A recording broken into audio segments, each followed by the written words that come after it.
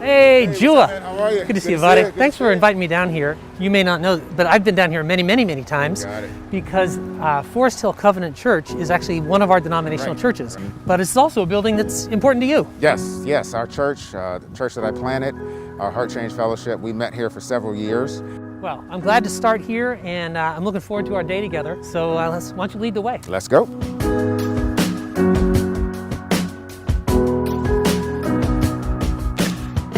So we're here at the Forest Hill Yes. T station, and you know, Yes. when I first started coming around here, because our church is so close, the Covenant Church, none of this was here. Right. And kind of we saw this at the time. We saw all the investment that was being made. Thought, wow, this is going to be a game changer for this neighborhood, because for so long, because of the way the highways kind of were organized, that the big flyover and just uncrossable roads, Right. it was almost like there was a wall separating the more affluent part of the city and then kind of the more neglected parts of the city in Dorchester. And so a lot of us, at least me, you know, we imagine, okay, this is going to be breaking down that wall. This is going to be suddenly building a link and integrating these communities. And yet, you know, I've heard that hasn't worked out quite the way that we'd all dreamed it might. Right, yeah, it's very interesting because they've made such a huge investment in this community. As you mentioned, the flyover, the overpass is now down. There's now an opportunity for people to drive through and actually see what's in the community. But one of the interesting aspects about this Forest Hills T station is you kind of have four different parts. You kind of have the lower bus terminal, the higher bus terminal, the commuter rail, and the orange line. And what's interesting is in many of the instances, especially between the bus lines, you have the bus lines on the southern side that go primarily to points like Mattapan, Dorchester, you know, parts of Roxbury. And then on the northern side with the buses, they go to the western suburbs. So Kind of more affluent. You know, they go to more West white. Roxbury, predominantly white. And so it's very interesting that even in 2020, that this station is still somewhat segregated. When people begin to enter into the station, they may be there physically, but there's nothing to actually bring them together so that they actually have conversation and dialogue and actually learn from each other. As we think about that, just our tendency to only be with people who echo our own narrative. Because we want to be the kind of people who are breaking down walls, who are building bridges, who are making new connections, and ending some of those alienations. How do you do that when clearly just proximity isn't enough? Yes, yeah, proximity definitely isn't enough, because you recognize even, you know, you take the example of the station here, you know, even versus a church. Like, you can't just say, hey, you know, we have people of kind of many ethnicities in the church and expect everyone to kind of come to the table and feel as if they are all being valued if it's not an intentional attempt to say, what can I learn from you? Tell me about your experiences. You know, what has your experience been in this city or in this community? You know, what is it like in the spaces you're in? And so it takes an intentional effort to come back and really ask those questions. I've seen many multi-ethnic churches where you have people who, you know, may be a person of color and they don't really feel valued because they're not really being leaned upon to ask questions about who they are or about their cultural experience. And so I think as the body, you know, it behooves us to ask those questions, and no matter what spaces we're in, to really learn about people and to build intentional relationships so that it's actually mutually beneficial to each person. You know, prior to Highrock, I had worked in a couple other great churches around the city that pride themselves on actually being multi-ethnic. And they started out as white churches and then now kind of have a much richer mosaic. But I think, you know, I couldn't name this at the time. What we meant by multi-ethnic is anyone is welcome to come and join our service, our culture, our structures. From a monocultural perspective. And the largesse that we're offering, the graciousness that we're offering, the hospitality is we're going to pretend not to notice that you're not white. And so we're going to give you the privilege of being treated as though you're white. And you know, we never named it, but again, that's sort of the baked in sort of white privilege, white supremacy that just assumes, of course, that's what you'd want, is just to be treated like one of us. Just to be in here with us, And in fact, I would never ask hey, tell me about your perspective as that you're the things you can see that I can't see because you're not white, because you've had a different experience, because you have a different experience each day in the world. I would never ask that question, because then that would be unwelcoming. I'd be treating you as if you're not white. But I think that just shows how superficial, even well-intentioned attempts at multi-ethnicity can end up being, and in fact create further alienation when we are trying to bring reconciliation. Yes, and it's a very hurtful gesture, because I've been in those spaces as well, where the idea, even without saying it, is you should be happy you're in the room. That's you right. Should be happy you're lucky to be here. That you're at this table because we invited you here. And so that's the unintended consequence of many of the spaces, when there are assumptions about people in those spaces, and not really an attempt to say, what can I learn? How can you teach me or inform me about my own experience?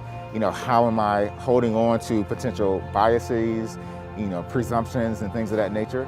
And so it takes kind of a relationship that actually brings it together in a way where there can be some mutual learnings from each group. I also think it's not just around ethnicity that this happens. It's around education. It's around income.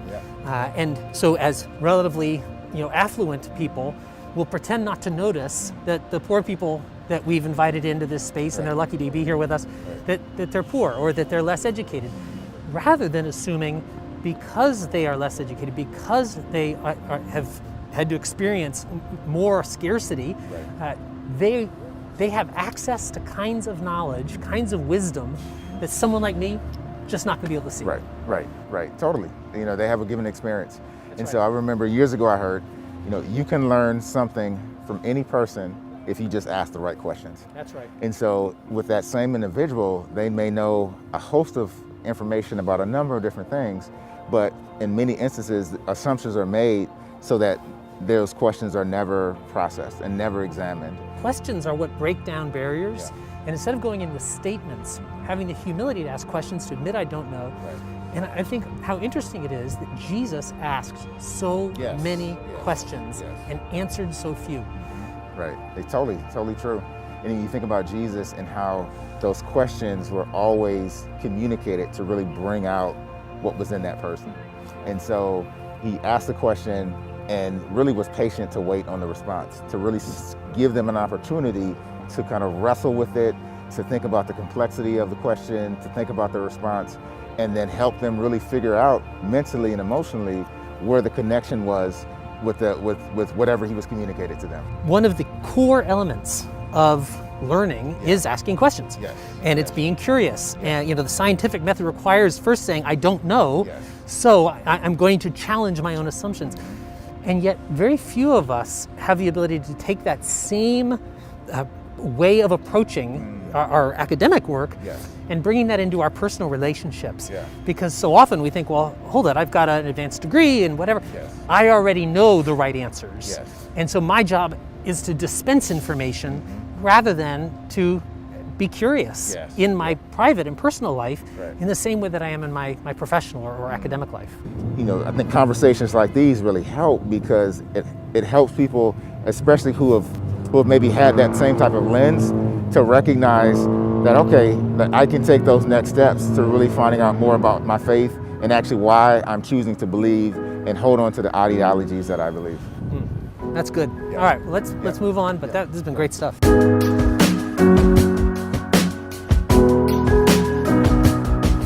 I also think there's something about being in a city where it's harder to hide some of the problems. I remember my wife and I, when we first got married, we weren't very good at marriage, and we didn't have any money, right? I was working practically for nothing, and she was still a student. And so we really were so impoverished, and we lived in a place that was small, with such thin walls to the next neighbors, that we'd have conversations and our neighbors could hear them. But if we had a fight, man, our neighbors would come out the next morning and say, hey, how you guys doing? Did it work out okay? You guys need help? Whereas nowadays, if we were to have an argument or something like that, right, we have a freestanding house, and there's enough distance to the next house that they wouldn't hear us.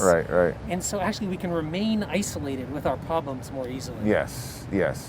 And it's so true. I mean, because you think about it, the isolation is a really big piece. Yeah. Because for many of those, instances and individuals, it's easier to kind of stay away from neighbors because I have all the accoutrements in my home to kind of, whether it be technology, other resources, to kind of keep me separated from my neighbors.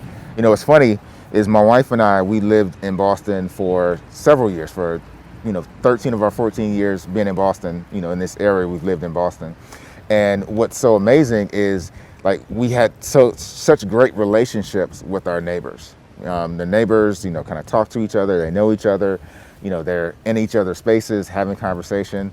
But I found that for my friends who potentially live in other communities outside the city, I've heard on so many instances where I don't know my neighbors. Like, my neighbors never come out.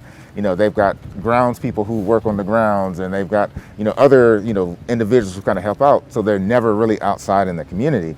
And so it's a very different conversation in terms of really understanding what neighboring looks like, from a city perspective, even in contrast to some of the areas outside the city. I'm going to hear how you did some of the math Yeah. around your own living situation. Yes. You lived in Boston Yes. for 13 years. Mm-hmm. You were really a part of it, and your church is deeply invested in Yeah. the urban kind of renewal and Yeah. urban neighborhoods and relationships. Yeah. I know that proximity, Yeah. presence are high values for you. Mm-hmm. And yet you chose Mm-hmm. then to move outside the city. Yes. And to take your family to live somewhere else, even though you're Mm-hmm. still working in the city. Yeah. How did you think about that? How did you end up making that kind of choice? Yeah, I mean, it was a very, very involved process. We moved to Boston in 2006, and last year just moved outside the city. And when we moved here, we thought, we're going to be in the city, pretty much, for our entire time, and actually looked at a number of different spaces inside the city. My wife and I, we have 4 kids, all between the ages of 14 down to 8. And we just felt like we needed more space. I mean, we were living in a townhouse that kind of went up, small yard, street that wasn't crazy busy, but had some traffic here and there. And so we felt like it was time for us to find something bigger. And we looked for several months. I would say we probably went to at least 40 open houses, spring of 2019, and just didn't find anything that fit our budget and kind of really fit our family, that wasn't kind of a quote unquote fixer-upper. And so we felt like, all right, we needed to expand it in order to really find what would best fit our family. Yeah. And so it was a tough decision to say that we're gonna make a transition from living in the city to outside the city. But I also recognize that with me not being kind of like the full-time vocational pastor, like, I didn't feel the sense of us having to live in the city in order for me to have to communicate we just didn't feel like it was a need, for our family at the present time. I think that illustrates just an interesting and important principle that a lot of people I know, especially kind of when they were young and they were just married or even not married yet, they say, that's it, we're committed, we feel like we're called to the city, we're going to be here and we're going to be here life for life. Yeah. And I think that's a beautiful call. That's what a great mission. Thanks be to God. And they get engaged, they get to know the neighborhood, and then they have a kid, and we're committed. We're gonna, they kind of run the stroller over the uneven sidewalks. Yes, right. There's just a lot of friction. You make it happen. You do it, right? You do it. That was us. But there becomes a point at which people end up realizing, hey, I actually have multiple calls, and part of my call is to be a parent to these kids. Yes, and part of my call is to engage in this city, and I there's no way to be purely devoted to one or the other. Right. That in fact I need to then be able to balance the tension between these. I want to be in the city. I want to be also close to my workplace. I want to be in the city. I want to be in a place where my kids are going to be able to really thrive and have enough room. And I just find we're always having to make those kind of difficult decisions. Yes. And that in isolation, we can become fundamentalists and say, oh, no, this is the right way to be faithful to your family. This is the right way to be faithful to your city, to your calling, to the poor, whatever. But we don't get the luxury of simply choosing one. I mean, that's so well stated, because I think when conditions, it's kind of like economics, when conditions change, other decisions are eventually made. That's right. And so, for example, in a community like Jamaica Plain, you'll notice that for a lot of the playgrounds for younger kids, they're packed. And when the weather's warm, they're packed. Families are kind of busting out the scenes at the playgrounds. But when you look at the next stage of playground, so the stage of like the 5 and 6 and up, when kids begin to be school-aged, they're ghost towns. And so it's a very different complexity, because folks realize that, when my kids get a bit older and I'm looking at education, I'm looking at more space, I'm looking at, additional conveniences. It's hard when you're living in a condo on a busy street and you've got to, park 2 blocks away with groceries to bring in with your family. And so that is the narrative that often happens with folks who live in those types of environments. And so when they have the opportunity to make the transition, it happens. And so they move out to other parts of the city. And really it requires a super level of affluence to be able to kind of accommodate both of those calls in the same place. Yeah. Because you would have stayed in the city if you could have found a way to afford it. Yes, yeah. But the price per square foot in the city is such that it's so crazy. When you end up having a bunch of kids who need more square footage, yes, it becomes unaffordable unless you're truly affluent. Yes. And so it's really then a mark of privilege to be able to stay in the city yes. at that level.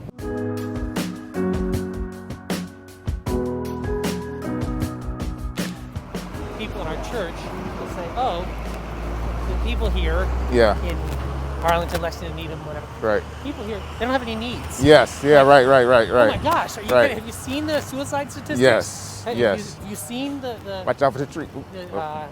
Substance abuse statistics? Yes. What do you mean they don't have needs? Right. But they're just hard to see. Yes. And then the second challenge is then I think because we want the easy wins. Yeah. That, meeting those higher level needs require a lot from me as a person. Yes. Right. I need to be very present. I need to be vulnerable. Yeah. Right. Whereas if I'm a rich person, giving food to a poor person, it doesn't actually require a lot from me personally. At all.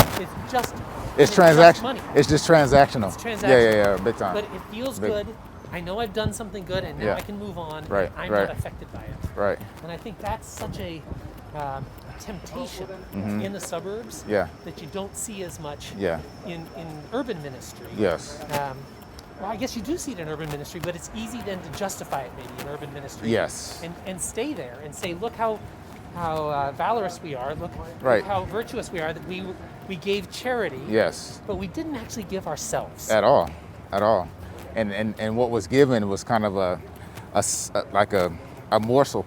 Yeah. Kind of like the widow's mite, right? Yeah. This person, they just gave a morsel to kind of either get themselves a pat on the back. That's right. Or something to kind of make them feel as if they're doing more than someone else. And so I think it's very interesting, like when you kind of put it through that framework or through that lens, because I'm thinking as I'm speaking, but as for that individual, it's not really taking that extra step to say, let me find out about specific needs and let me build relationships so that this can be, potentially even greater than whatever types of like transactional deposits I'm making. Yes. That this could be even greater if I'm able to actually sit down and really say, what does this look like over an extended period of time? Yep. If I'm able to sit down, have that conversation, and talk to that individual about actually what are they desirous of needing. Yes. And how can I either help myself directly or also bring other resources or other individuals to come alongside them to help them in ways that really feel meaningful and authentic for them. And I think it's true that people's hearts and minds can't really be open if their stomachs are empty. Yes. I think you do have to start with meeting those basic needs when those needs are present. If that's the need, yes. Right. But, and again, I think the temptation of people who are privileged is to stop there and go, oh, look, we're done. Right. Without recognizing that that's the platform of building trust. Yeah. So that now you can go into those kinds of ministry that are going to require more of you as a person and as a Christian. Yes. You look at Jesus feeding the 5,000. That was great. Yeah. and then he sits down to teach them. Yes. You know, and so he's meeting a physical need and he's meeting a spiritual need, and being able to recognize that people are more than just bodies. Yep. And so we need, and we're really called, I think, uniquely as the church. There's lots of social service agencies that are going to meet people's physical needs, or trying to at least. And churches are often really great as a part of that. Yes. But I think the church is uniquely called and equipped to respond to people's spiritual needs for connection with God, connection with each other, understanding their own identity. And yet too often we don't do that work that we're specifically equipped to do because we settle for simply doing social services. Not to say that social services aren't important. Right. They are. Right. It's just we can do that and. Yeah, I mean, it's having the right understanding of, like, our theology has to inform what we do in terms of how we respond, so that we're actually loving them as Christ loved us, and not really trying to do it from a sense of saying, well, you know, this is just our opportunity to kind of help, but it's not really connected to what we see throughout Scripture. And so, you know, when Jesus is, you know, feeding the 5,000, what I love is he didn't tell the disciples to just say, hey, we're going to feed the 5,000. Like, you break them up into teams. You break them up and you put them into 50s. And so he was actually helping them to build leadership skills in the midst of them being able to provide this physical need for the people. And so, you know, I think when it's really connected into saying, how can we holistically help people to understand the word, live it out, and then have, like, real context of application, it just feels a lot more meaningful. Whatever we do, you know, how we love people, how we serve people, what we give, how we give, has to be informed from a perspective that is led by Christ, and led by an opportunity to really think deeply around how are we actually serving these people? Is it actually helping them? And is it actually not just meeting a need, but is it being done in a way that really honors the people of that community? As somebody who is a man of color, who's been serving in this city for a long time, I mean, the perspective kind of that you have from that, what would be your hope for the way that we would engage this city that you think, hey, this is something actually we really could do together? Yeah. This was actually something that I talked about as well when I was pastoring, is as the body of Christ, how can we be seen as contributors and not just consumers? You know, how can we be known for the inherent value that we're adding into these spaces? And so even if you're living in the suburbs, you know, there are marginalized populations who even live in those communities. And, you know, you may live in a community that's, you know, 90%, you know, white. And if you look at some of the police reports, you may notice that, wow, 40% of the incidents in my city are with Black people or with Latinos. Like, why is that? And so beginning to take some deeper steps and some deeper dives into understanding some of the complexities that happen in your own local communities can also even to help you, to inform you about even ways in which you can engage within the city as well. You know, I think something you just said is just so transferable to so many things and so important. Right. That making that move, you know, we're talking a lot of times in churches about trying to help our people, instead of just being consumers of kind of spiritual goods and services and, you know, were you entertained kind of thing, to being able to be contributors and saying, no, God actually has given you gifts as a part of the body. You are an important part of this body, and if you don't serve your function, the whole body is going to miss out. We all suffer. And we think about that as a church. But, you know, that same mentality, that same calling and responsibility applies to the way that we interact in our families, and it applies to the way that we interact in our communities. That it's not just what am I getting out of this, but what am I able to uniquely add that makes this whole city more robust. And oftentimes we talk about that phrase from Jeremiah, you know, the call that God gives is to seek the peace, the shalom, the flourishing of the city, of this place where I've called you. And a lot of times we've reduced that to just peace. Am I seeing open conflict and hostility? No. Am I part of open hostility? No. Well, mission accomplished. But it really means more seek the flourishing of your city. And part of seeking it means actually like go out. Right. Go out and do something. Yes, Get you have to engaged. participate, Pick right. up a shovel or just make some effort. Extend yourself. Take a risk. And begin to say, what are outlets where God could potentially use me to be an advocate? Obviously we know that God calls us to, love our families. He wants us to see our work as ministry as well, right? But then also to be able to see kind of the communities that I'm in or I have access in and say, how can I be an advocate for others? How can I be a resource for others? How can I love others? How can I serve others as Christ has kind of blessed me?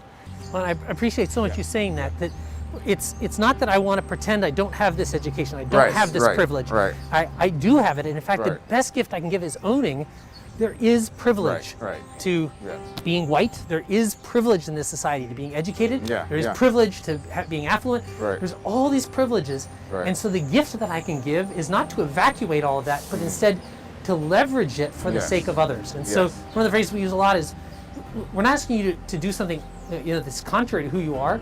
We're actually asking you to be who you are. Believing that God made you who you are as a gift to the body, as a gift to everyone else. So how do you be yourself for others? And this kind of even goes back to what we're talking about with Jesus. Like, he didn't deny kind of the character of who he was in order to love fallen humanity. He brought his entire self. And so, I think the way in which you've articulated it really well, and I appreciate kind of hearing how you flesh this out with Highrock, because it's such an important conversation. Oh, well, great. Man, this has been such a great day. I really appreciated this time with you. So great to be with you. Thanks for coming out to my community.